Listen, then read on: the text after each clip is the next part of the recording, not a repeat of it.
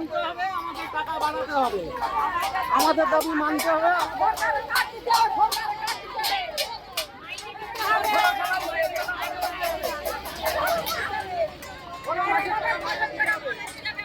আমাদের মাসের টাকা মাসে দিতে হবে, আমাদের দাবি মানতে হবে, আমাদের বেতন বাড়াতে হবে। আপনারা কেন এভাবে আজকে বিক্ষোভ দেখা যাচ্ছে? আমরা 2 মাসের টাকা পাচ্ছি না। আমরা যে কাজ করে এই রোদে টানা রোদি বাচ্চা কাচ্চা ফেলে দিয়ে কিসের জন্য আসি? রাস্তায় পেটের জন্যই তো আসি, কিন্তু আমরা 2 মাস কোনো পয়সা পাচ্ছি না। যারা ঘর ভাড়া আছে তাদের ঘর থেকে বের করে দিয়েছে, তাহলে আমরা কি করব বলুন? আমরা কি করব? আপনারা কি করে জীবন যাপন করছেন তাহলে? আমরা খুব কষ্ট করি, খুব কষ্ট করি।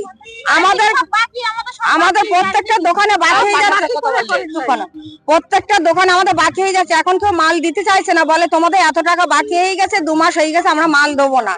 শুধু কি আপনারা ভাত করছেন নাকি অনেকে ভাত মাইনে পাচ্ছেন না? অনেকে কেউ পায়নি। আপনারা কতজন আছেন? আমরা 130 জন আছি। 130 জন আছি। আপনার নাম বলুন। কল্পনা চক্রবর্তী।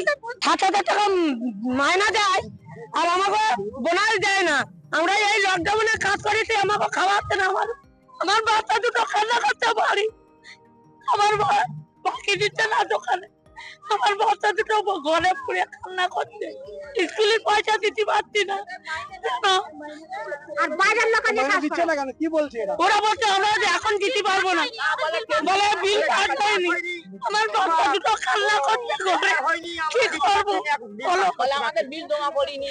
আর বিল দিচ্ছেই না, ওরা বলে আমাকে বিল জমা দেয়নি, বিল পাস হচ্ছে না। বলে অন্য কাজে কথা বলেছিলে তোমরা? হ্যাঁ বলেছিলাম, বলে কি তোরা অন্যদিকে চলে যাও, এখনো বলে অন্যদিকে চলে যাও।